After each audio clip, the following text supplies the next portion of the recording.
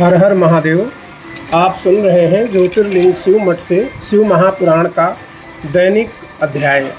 आज के अध्याय में आप सुनेंगे भगवान विष्णु से नारद जी द्वारा रूप मांगा जाता है कि आप अपना रूप हमें दे दीजिए।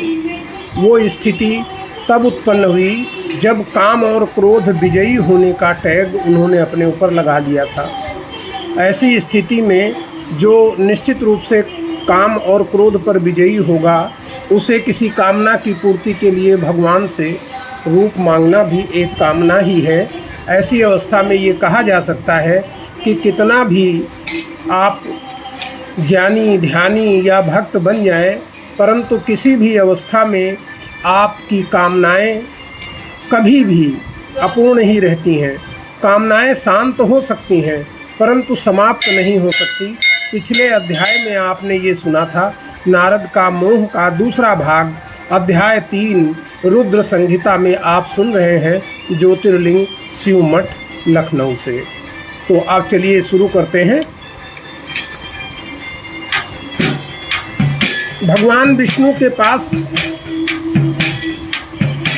नारद जी पहुंच जाते हैं और कहते हैं, और इस तरह वार्ता करके नारद वापस आते हैं, किंतु शंभु की आज्ञा से विष्णु माया फैलाते हैं।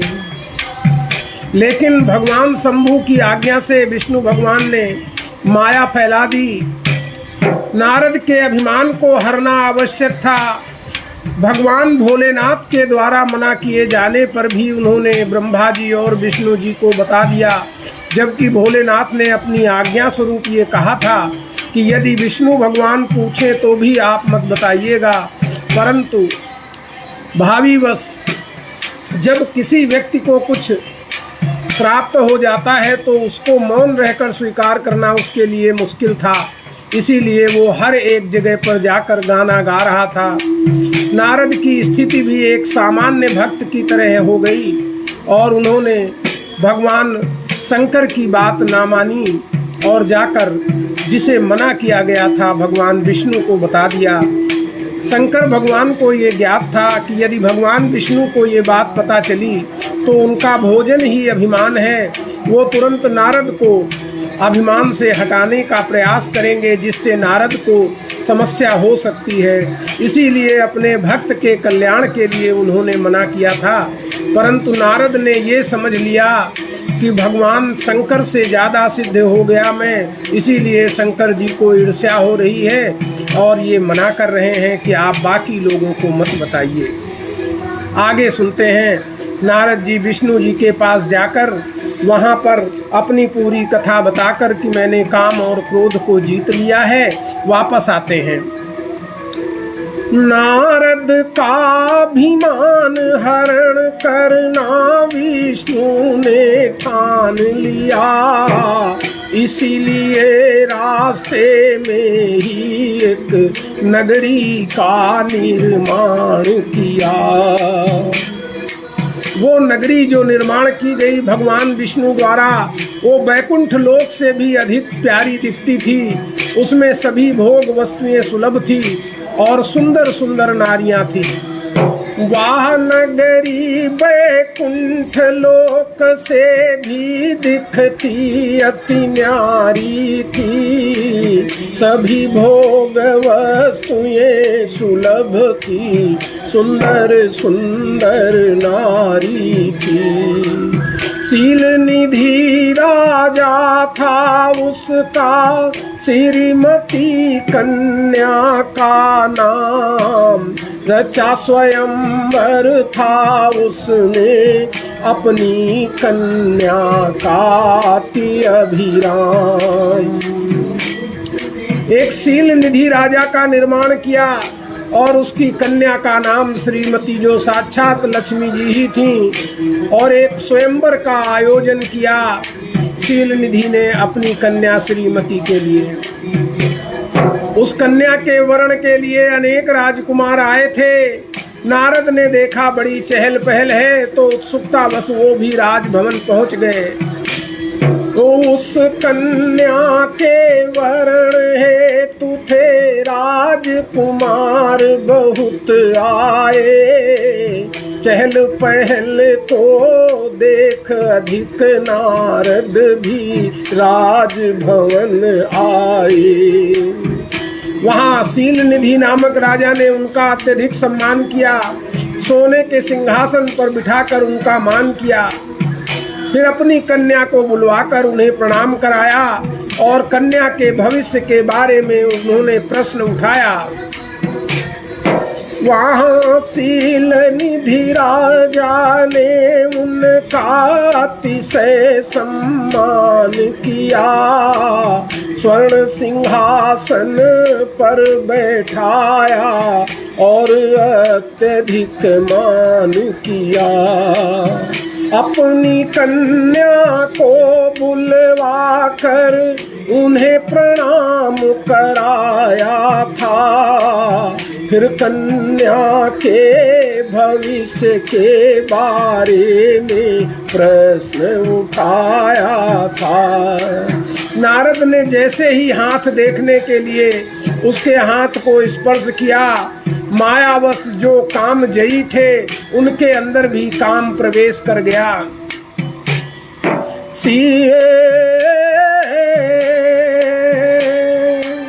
नारद ने जो हाथ देखने हेतु से इस स्पर्श किया, मायावश जो काम जयी थे उसमें काम प्रवेश किया। शील निधि बोले, भगवान इसका विवाह करना है, आज स्वयंवर है, इसीलिए ये सारी रचना की गई है। शील निधि बोले, भगवन इसका विवाह करना है, आज स्वयंवर हेतु यहाँ पर ये सारी रचना है। नारद ने श्रीमती के हाथों की रेखाएं देखी। नारद बोले, यह तो लक्ष्मी है, ऐसा विधि ने लिखा है। नारद वास्तव में विद्वान भक्त थे, ज्योतिष गलत नहीं थी, लक्ष्मी जी ने ही रूप धरा था, वो तो साक्षात लक्ष्मी ही थी। नारद को मोहित करने के लिए भगवान विष्णु ने ये बनाया था और सत्य में मोहित हो गए नारद जी। अब आगे उसकी कथा सुनिए। हाथों की रेखाओं को नारद ने जो ही देखा था, नारद बोले ये लक्ष्मी है, ऐसा विधि का लेखा है। नारद तो विद्वान भक्त थे, ज्योतिष गलत नहीं थी, लक्ष्मी जी ने रूप धरा था, वो तो खुद लक्ष्मी थी। नारद को मोहित करने को हरि ने स्वयं पठाया था, हुए सत्य में मोहित नारद, अब आगे बतलाया था। नारद जी शील निधि को बताते हैं कि इस कन्या का वर्ण वही करेगा जो भगवान भोलेनाथ के समान वैभवशाली और काम पर जयी होगा, वीर और पराक्रमी होगा, भगवान विष्णु के समान वैभव होगा। उसका वो अमर जो इसका वर्ण करेगा वो अमर और त्रिलोक जयी होगा।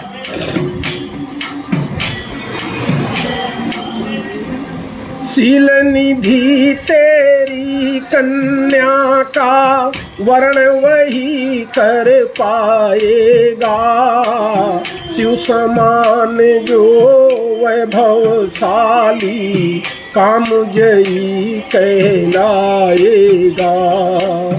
वीर पराक्रम वाला होगा, वैभव हरि समान होगा, वर्ण करेगा जो इसका वो अमर त्रिलोक जयी होगा। इतना बतलाकर नारद राजभवन के बाहर आ गए, परंतु उनके हृदय में श्रीमती नामक कन्या की छवि विराजमान थी। नारद बतला कर इतना फिर राजभवन बाहर आए, किंतु श्रीमती कन्या की छवि निज अंतर में धर लाए। भगवान शिव की मायावश वो यही सोचते थे कि ये कन्या कैसे मुझे वरण कर ले। नारी को अधिक सौंदर्य प्रिय लगता है, इसीलिए अगर मुझे भगवान विष्णु स्वयं अपना रूप दे दें तो मुझे श्रीमती अवश्य मिल जाएंगी, और यदि श्रीमती नहीं मिली तो मैं जीवित नहीं रह पाऊंगा। शिव माया बस यही सोचते, कैसे कन्या मुझे वरे। नारी को सौंदर्य अधिक प्रिय, रूप मुझे दे अगर हरे। हरि की सुंदरता के कारण श्रीमती पा जाऊंगा, और नहीं यदि पाया तो फिर जीवित ना रह पाऊंगा। वापस जाकर भगवान विष्णु को नारद जी पूरी बात बताते हैं और कहते हैं कि मुझे ब्याह करना है, अगर आपका रूप मिल जाए तभी बात बनेगी। इसीलिए हे प्रभु ऐसा करें जिससे मेरा हित हो। आप जगत के पालक हो, जग के कर्ता धर्ता हो, मेरा भी हित करना आपका काम है। पूरी बात बताई हरि को, कहा ब्याह करना है। रूप आपका मिल जाएगा तभी बात बनना है। भगवान से कुछ छिपाना नहीं चाहिए। नारद ने अपने इस आचरण से संसार के प्राणियों को ये शिक्षा दी, पूरी बात बताई कि मुझे ब्याह करना है, एक बात भी छिपाई नहीं, और ये भी कहा कि यदि आपका रूप मिलेगा तभी ये संभव है। इतना कहने के बाद भी वो इतने बड़े भक्त और संत थे, उनके अंदर जो अंश है वो सुनिए। उन्होंने कहा, हे प्रभु, मेरी इच्छा है कि मैं श्रीमती से ब्याह करूं। यह तभी संभव होगा जब आप अपना रूप दें, परंतु आप वही करिए जिसमें मेरा हित हो। उन्होंने इस बात की कोई जिद नहीं की, उन्होंने साधारण अपने मन की इच्छा व्यक्त की और कहा, प्रभु अब आप वही करो जिसमें मेरा हित हो। आप संसार के पालक हो, जग के कर्ता धर्ता हो, मैं भी अपना हित सोचकर आपके पास आया हूँ। इसीलिए अब आपने भगवान से मांगा, अपनी इच्छा बताई, परंतु ये भगवान पर छोड़ दिया कि वो आपकी इच्छा पूरी करते हैं या नहीं। ये नारद ने संसार को सिखाया है। भगवान से इच्छा रखिए, परंतु इच्छा पूरी करें अथवा ना करें ये भगवान पर छोड़ दीजिए। पूरी बात बताई हरि को, कहा ब्याह करना है। रूप आपका मिल जाएगा तभी बात बनना है। इसलिए प्रभु करे वही जिससे मेरा हित होता हो। आप जगत के पालक हो, जग के करता धरता हो। मेरा भी हित होता ऐसा मान यहाँ पर आया हूँ, और नहीं कोई मेरा है इसीलिए आया हूँ। जब तक सहारे जीवित रहते हैं तब तक भगवान मदद नहीं करते, इसीलिए नारद जी ने संसार को संदेश देने के लिए कहा कि मेरा हित होगा, यही मानकर आपके पास आया हूँ। और ये मानने के पीछे एक और शर्त है कि इस संसार में आपके सिवा मेरा कोई और नहीं है, इसीलिए मैं केवल आपके पास, यानी अगर मांगना भी है तो किसी संसारी पुरुष के बजाय सिर्फ भगवान से मांगना चाहिए। भगवान यदि देंगे तो वो अमोघ होगा। भगवान विष्णु ने बोला, हरि बोले नारद जाओ तुम, कोई नहीं परवाह करो, करूं परम हित तेरा जाओ, मुनियों सा व्यवहार करो। भगवान ने संकेत में कह दिया कि इस समय तुम एक कामी पुरुष की तरह व्यवहार कर रहे हो, जाओ मुनियों जैसा व्यवहार करो। उसके आगे भी विष्णु भगवान कहते हैं, पकड़ काम में अंधा नारद समझ नहीं पा रहा था। विष्णु जी कहते हैं, जैसे रोगी का इलाज एक श्रेष्ठ वैद्य करता है, शिव महिमा से हरि भी वैसा ही इलाज करता है। जाओ, जैसे एक श्रेष्ठ रोगी का इलाज किया जाता है, भगवान शिव की महिमा से मैं आपका उसी प्रकार इलाज करूंगा। गूढ़ बात हरि की नारद को समझ नहीं आती है, उनको तो इस समय कामवश श्रीमती भाती है। हरि की ये गूढ़ बात भी नारद को समझ में नहीं आ रही है। नारद पूरी तरह कामांध हैं। वो वापस स्वयंवर में आ जाते हैं और ये मान लेते हैं कि भगवान ने मुझे अपना रूप दे दिया है, इसीलिए वो इधर उधर बैठते हैं और इतराते हैं। नारद हो निश्चिंत स्वयंवर में वापस आते हैं, हरि समान सुंदर हूँ मैं ये जान बहुत इतराते। इधर विष्णु ने नारद को वानर का रूप प्रदान किया, हरि को वानर भी कहते हैं, वानर को भी मान दिया। इधर हरि का एक पर्यायवाची वानर भी होता है, इसीलिए भगवान विष्णु ने नारद को हरि यानी वानर का रूप प्रदान कर दिया।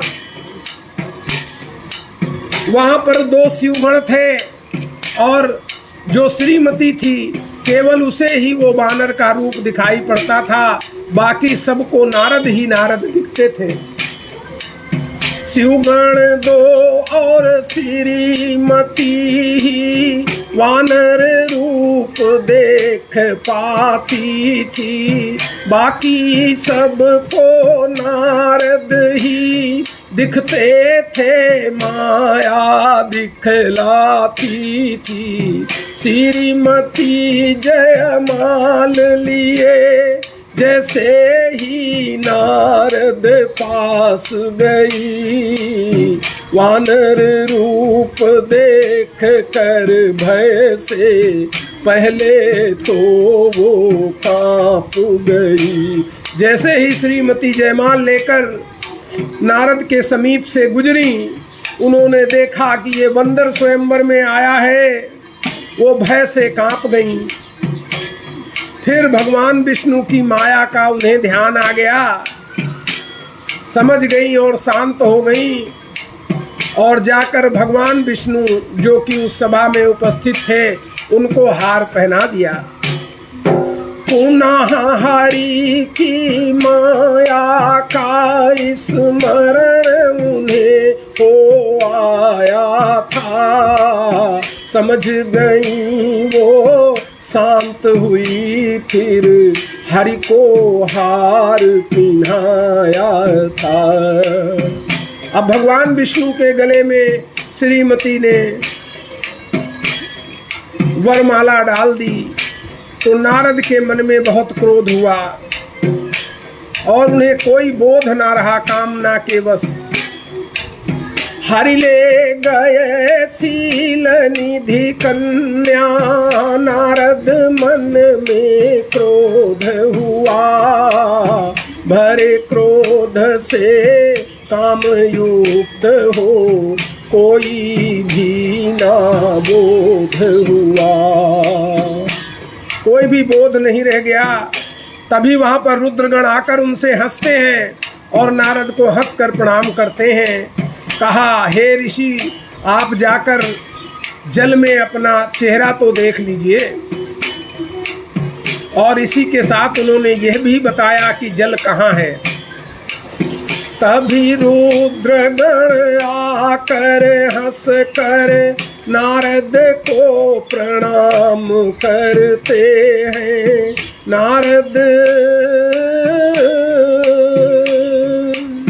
नारद को प्रणाम करते हैं। कहा, रूप तो देखो जल दर्पण भी स्वयं पेश करते हैं।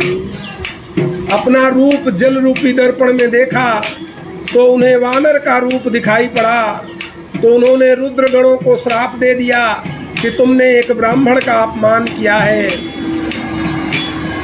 जाओ, तुम्हारा जन्म ब्राह्मण कुल में तो होगा, लेकिन राक्षसों के गुण होंगे और तुमसे कोई धर्म का कार्य नहीं होगा।